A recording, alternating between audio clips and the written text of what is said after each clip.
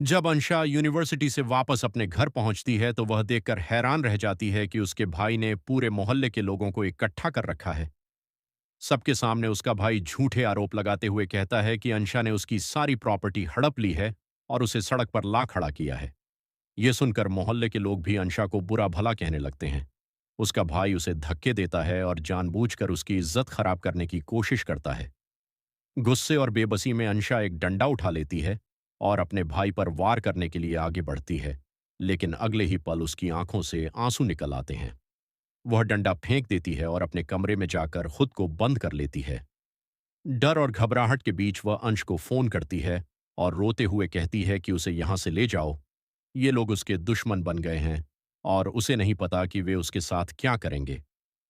अंश पहले कहता है कि इतनी रात को वह कैसे आएगा, उसके पास कोई साधन भी नहीं है, लेकिन अंशा की हालत देखकर वह तुरंत निकल पड़ता है। रास्ते में कई मुश्किलें आती हैं, फिर भी वह किसी तरह अंशा के घर पहुंच जाता है। वहां अभी भी लोग बैठे होते हैं और जब अंश पूछता है कि अंशा कहाँ है तो उसका भाई कमरे की तरफ इशारा कर देता है।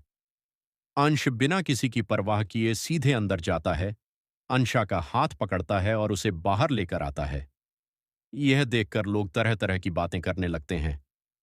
अंशा की भाभी ताना मारते हुए कहती हैं कि देखो, एक कुंवारी लड़की का हाथ पकड़कर यह लड़का घूम रहा है और इसे शर्म भी नहीं आ रही। यह सुनकर अंशा का भाई गुस्से से लाल हो जाता है और अंश को धमकी देता है कि अगर उसने उसकी बहन का हाथ नहीं छोड़ा तो वह उसे यहीं जिंदा गाड़ देगा। अंश भी डटकर जवाब देता है और कहता है कि अगर उसने अंशा को हाथ लगाने की कोशिश की तो उसका हाथ तोड़ देगा। फिर वह सबके सामने उसके भाई को फटकार लगाते हुए कहता है कि अगर वह सच में अपनी बहन की इज्जत करता है तो उसे सबके सामने जलील क्यों कर रहा है। वह बताता है कि अंशा यूनिवर्सिटी में हमेशा अपने भाई के व्यवहार से दुखी रहती है और कहती है कि उसके अपने ही लोग उसे जीने नहीं देते। अंश यह भी कहता है कि जिस दिन उसके भाई की बेटियां बड़ी होंगी, उस दिन उसे बहन और बेटी की इज्जत का असली मतलब समझ आएगा।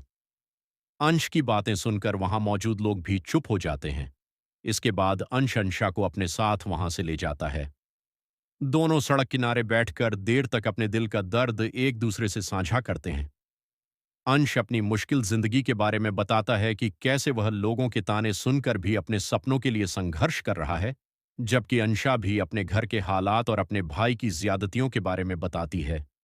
दोनों महसूस करते हैं कि उनकी तकलीफें एक जैसी हैं और वे एक दूसरे को सबसे बेहतर समझते हैं। उसी रात वे एक दूसरे से वादा करते हैं कि चाहे जिंदगी में कितनी भी मुश्किलें क्यों ना आएं, वे कभी एक दूसरे का साथ नहीं छोड़ेंगे, मेहनत करेंगे, पढ़ाई पूरी करेंगे और एक दिन इतनी बड़ी सफलता हासिल करेंगे कि जो लोग आज उन्हें नीचा दिखा रहे हैं, वही लोग उनकी कामयाबी की मिसाल देंगे। इसके बाद अंश अंशा को उसकी एक भरोसेमंद दोस्त के घर सुरक्षित छोड़ देता है और फिर अपने घर लौट जाता है, जबकि दोनों के दिल में एक नया हौसला और अपने बेहतर भविष्य का एक नया सपना जन्म ले चुका होता है।